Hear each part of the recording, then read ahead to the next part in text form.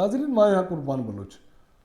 नाज़रीन, अॼु तव्हां ॾाढो असां तफ़सील रखंदासीं असांजे जेके इंजीनियरिंग जे जेका इदारा आहिनि उन्हनि उहे केतिरा इदारा आहिनि जिन जी डिग्रियूं पाकिस्तान इंजीनियरिंग काउंसिल तरफ़ां 2013 खां उनखे जाली करार ॾिनो वियो आहे या उनजी तस्दीक नाहे के में, माना ऑथेंटिसिटी उन जी क़बूल करण लाइ तयारु न आहे। माना जेका महिनत हुई शागिर्दनि जी, पैसो ख़र्च थियो, टाइम लॻो या सरकार जो पैसो ख़र्च थियो, सभु ज़ाया थियो, सभु लुड़ी वियो। ऐं उन यूनिवर्सिटियूं जिन जो अंग तक एक ई आहे उन में सिंध बि पोइते न आहे।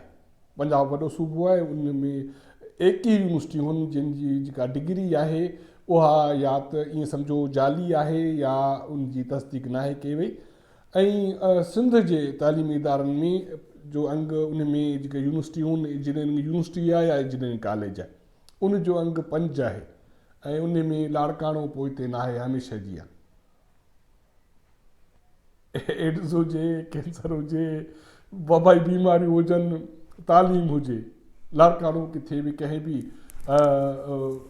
फोरम ते पोइते न आहे। आहे हुकुमराननि जो शहर आहे, शहीदनि जो शहर आहे, पर उन जी इहा जेका आहे इन हवाले सां कारकर्दगी आहे उहा किथे बि कोई रुकिजे नथी। ए मामला अॼु क़ौमी असेंबली में हिकिड़े सवाल जे जवाब में साइंस ऐं टेक्नोलॉजी वारे वफ़ाक़ी वज़ीर फवाद चौधरी जा तफ़सील पेश कया। सुवाल इहो कयो वियो हो त मुल्क में केतिरा तालीमी इदारा आहिनि इंजीनियरिंग टेक्नोलॉजी, साइंस ऐं टेक्नोलॉजी इंजीनियरिंग वारे शोबे में जिन जे तालीमी जेके डिग्रीज़ आहिनि उहे जाली आहिनि या उनखे उनजी तस्दीक न आहे कई। उन जे जवाब में वफ़ाक़ी वज़ीर फवाद चौधरी जेके तफ़सील पेश कया आहिनि, जेतोणीकि क़ौमी असेंबली में उनजो मुख़्तसर जवाबु ॾिनो वियो, बाक़ी उन जा जेके तफ़सील आहिनि उहे थींदो ई आहे त कुझु जेके तफ़सील डिटेल जेकॾहिं कंहिं ॿिए सवाल जो जवाबु हूंदो आहे त उहो उनखे एज़ अ एनेक्स्चर उनजा तफ़सील क़ौमी असेंबली जी लाइब्रेरी में रखिया वेंदा आहिनि। जंहिं बि पार्लियामेंटनि जी दिलचस्पी आहे उहो उतां वञी उहा कापी खणे ऐं उनजी हासिलु करे ऐं उन तफ़सील सां ॾिसी वठे। त मीडिया जे हवाले सां बि ईअं ई आहे त मीडिया जेके आहे उनखे दिलचस्पी आहे उनजे जवाबनि सां तफ़सीलनि सां, त उतां वञी उनजी कापी हासिलु करे उहा उनजी फ़ोटो कापी कराए उनखे इस्तेमालु करे। उहा माना पब्लिक प्रॉपर्टी आहे, पर उन लाइ सिर्फ़ु पार्लियामेंटनि ऐं जेका आहे मीडिया आहे उन्हनि खे एक्सेस आहे। पार्लियामेंटनि खे कापी सरकार तरफ़ां कराई वेंदी आहे, पर मीडिया लाइ ईअं आहे त पाण या त उनखे व्हाट्सएप या फ़ोटो कढनि या उनजी किथां खणी वञी कापी कराइनि। हाणे जेके अॼु तालीमी इदारा इंजीनियरिंग ऐं साइंस टेक्नोलॉजी जा इदारा आहिनि जिन जी जेका तफ़सील पेश कया विया आहिनि उनजी जेके तस्दीक डिग्रियुनि जी उहे डिग्री जाली आहिनि या उनजी तस्दीक पाकिस्तान इंजीनियरिंग काउंसिल तरफ़ां न आहे कई वई। उन में जेके पंजाब वॾो सूबो आहे उन जे तालीमी इदारनि जो जेको अंग आहे उहो 11 आहे। इस्लामाबाद जा 3 इदारा आहिनि, गादी वारो शहर आहे, उन में 3 तालीमी इदारा आहिनि जिन जी जेका डिग्री आहे उहा 2013 खां जेका कंहिं बि हिकिड़े शोबे जी उहा या त तस्दीक थियल न आहे या उहा जाली आहे। माना जेके बि शागिर्दनि जेके बि वीचारनि या उनजे वालिदेन जेको ख़र्चु कयो, जो टाइम लॻो या सरकार उन तालीमी इदारनि ते जेको ख़र्चु कयो उहो समूरो ज़ाया थी वियो। ऐं आज़ाद कश्मीर जी हिकिड़ी यूनिवर्सिटी आहे जेके यूनिवर्सिटी आहे, ऐं गिलगित बल्तिस्तान जी जेका यूनिवर्सिटी आहे उहा बि में शामिलु आहे। ऐं मज़ेदार ॻाल्हि इहा आहे त आज़ाद कश्मीर जी जेका यूनिवर्सिटी आहे उहा यूनिवर्सिटी ऑफ AJK आज़ाद जम्मू कश्मीर मुज़फ़राबाद में जेका सॉफ्टवेयर इंजीनियरिंग जी जेका डिग्री आहे उहा जाली आहे, उहा तस्दीक थियल न आहे। हाणे अचूं था पंहिंजे सिंध सगोरी ते। सिंध में बि का पोइते इहा सूरत हाल कोन्हे। सिंध जेका तालीमी इदारा आहिनि 5 जिन जी जेके डिग्रियूं आहिनि 2013 खां कंहिं बि हिकिड़े शोबे जूं उहे तस्दीक थियल न आहिनि या जाली ठहियल न आहिनि। उन्हनि जो अंग 5 आहे। उन में प्लास्टिक टेक्नोलॉजी सेंटर कराची, हमदर्द यूनिवर्सिटी कराची, उनजी BE इम्प्लाई जी जेका डिग्री आहे उहा जाली आहे, उहा तस्दीक शुदा न आहे। इहा 2013 खां पोइ इहा डिग्री रोकी वई आहे। ऐं ॿियो जेको इदारो आहे उहो आहे synthetic fibre development and application centre Karachi. उन जी जेका डिग्री आहे उहा बि तस्दीक थियल न आहे या जाली उनखे तव्हां चई सघो था। ऐं उन जी जेका डिग्री आहे उहा असां तव्हांखे उन जा तफ़सील ॿुधायूं त उन जी जेका डिग्री आहे उहा बी टेक्सटाइल इंजीनियरिंग उन जी जेका डिग्री आहे उहा जाली आहे, उहा तस्दीक थियल न आहे। माना शागिर्दनि जेके बि जिन बि इहा डिग्री हासिलु कई आहे उनजी सॼी मज़मूरी जेका महिनत आहे उहा रायगान वई आहे। ऐं टियों इदारो आहे सिंध जो national university of sciences and technology Islamabad Pakistan navy engineering college Karachi. उन जी बी इंडस्ट्रियल एंड मैन्युफैक्चरिंग जेका डिग्री आहे उहा जाली आहे या तस्दीक थियल न आहे।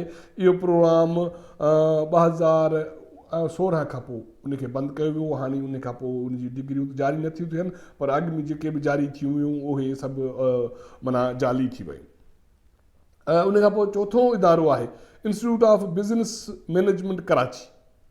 उन जी BSc industrial engineering and management BE civil जी जेका डिग्री आहे उहा जाली आहे, उहा तस्दीक थियल न आहे।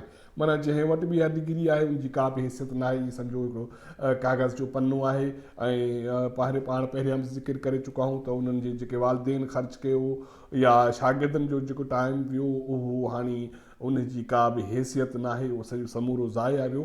इन जो ज़िम्मेवार केरु आहे, इहो ॿियो सुवालु आहे, अहम सुवालु आहे। त जॾहिं तव्हां तालीमी इदारा खुलनि था, उहे डिग्रीज़ ॾियनि थियूं, उन जी जेकॾहिं उहे जाली साबित थियनि थियूं, जाली माना उहो इन करे त उहे इदारा रजिस्टर्ड न आहिनि या उन जी डिग्रीज़ जी जेको इंस्टीट्यूशन आहे उनजो जेको ब्लॉक आहे उन जी जेको कैपेसिटी आहे उहो एज़ अ पर घुर्बल रिक्वायरमेंट मुताबिक़ न आहे। माना को बि इदारो इंजीनियरिंग जो जेकॾहिं कोई शोबो आहे त उन लाइ हिकिड़ी क्राइटेरिया तय थी हूंदी आहे, त उहा जेकॾहिं क्राइटेरिया उन में एतिरा टीचर्स हूंदा, एतिरा लैब हूंदा ऐं हेतिरा जर्नल्स उन में शाया कया वेंदा, हेतिरा तजुर्बा थींदा, त उन खां पोइ उनजी डिग्री उहा माना हिकिड़ी लाइक़ डिग्री या हिकिड़ी वैलिड डिग्री हूंदी। ऐं इहा सूरत हाल सिंध में न फ़क़ति इंजीनियरिंग या साइंस टेक्नोलॉजी जी डिग्रियुनि सां आहे, पर इहा सूरत हाल जेके मेडिकल जी डिग्रीज़ आहिनि उन्हनि जे हवाले सां बि आहे। मुंहिंजे ख़्याल में हींअर बि लाड़काणे में हिकिड़ी कॉलेज आहे, मेडिकल डेंटल कॉलेज आहे, उनजी डिग्री अञा बि उनजी अथेंटिसिटी न आहे। अहिड़े नमूने सां कुझु ॿिया मेडिकल कॉलेज आहिनि सिंध में जंहिंजी डिग्रीज़ हींअर बि उहे PMDC खां उहे इदारा रजिस्टर्ड न आहिनि, उन्हनि जी डिग्री जी जेका वैल्यू आहे उहा न हुजणु बराबरि आहे। हाणे अचो था पाण सिंध में जेको असां पाण ज़िक्र कयो शहीदनि जे शहर जो या हुक्मरान जे शहर जो लाड़काणे में जेका क़ाइद अवाम university college of engineering science and technology Larkana, उन जे BE मैकेनिकल जी डिग्री उहा जाली आहे, उहा गैर तस्दीक शुदा आहे। माना हाणे इन शोबे में कंहिं बि शागिर्द जेका डिग्री जेका हासिलु कई आहे उन जी का बि हैसियत न आहे, उहा कागज़ जी हैसियत आहे। हाणे उन में ही वज़ारत तरफ़ां चयो वियो आहे त पाकिस्तान इंजीनियरिंग काउंसिल नेक्स्ट, हाणे इन जे हवाले सां जेको कयो फ़ैसिलो कयो वियो आहे, next intake is stopped December 29, 2019 खां। माना हाणे 2019 ताईं जेके डिग्रियूं थी वियूं उन खां पोइ वधीक न थींदो। हाणे जेकॾहिं उन जे हवाले सां मुख़्तलिफ़ शर्त शरूत रखी विया त उहे जेकॾहिं उहो इदारो इहे जेके पूरा करे ईंदो त पोइ उन खां पोइ उनखे वरी पाकिस्तान इंजीनियरिंग काउंसिल तरफ़ां हिकिड़ो रजिस्ट्रेशन मिलंदी या तौसीक़ मिलंदी या तस्दीक मिलंदी, उन खां पोइ इहो इदारो डिग्री जारी करे सघे थो। हाणे पाण सवेर इहो ज़िक्र कयो त इन समूरे अमल जो ज़िम्मेवार केरु आहे। शागिर्दनि जो नौजवाननि जी जेको मुस्तक़बिल आहे उहो सॼो ख़राबु कयो वञे थो। उन जे वालिदेन जो ग़रीबनि जी जेका पूंजी आहे या महिनत जी कमाई आहे उहो ज़ाया थी वञे थो। सरकार जो पैसो बि उन में ज़ाया थिए थो तइलीमी इदारनि में। त हाणे पोइ माना जेकॾहिं अहिड़ी सूरत हाल हुजे त असांजे मुल्क में साइंस टेक्नोलॉजी जा इदारा जॾहिं जाली डिग्रीज़ ॾियनि या गैर तस्दीक डिग्री ॾियनि त पोइ असांजे वटि तालीम जी जेका हैसियत आहे उनजी वर्थ केतिरी हूंदी। इन जो जवाबु यकीनी तौरु सरकार खां घुर्बल आहे ऐं अवाम बि सरकार खां इहो इन जो जवाबदही करे त सरकार हुकूमत छा थी करे। ऐं असां त सम्झूं था त सिंध हुकूमत ते इन हवाले सां तमामु वॾी ज़िम्मेवारी आहे थिए थी त उहो इन मामले खे ॾिसे। असांजो प्रोग्राम तव्हांखे पसंदि अचे त इन खे ॾिसो, शेयर कयो ऐं सब्सक्राइब कयो।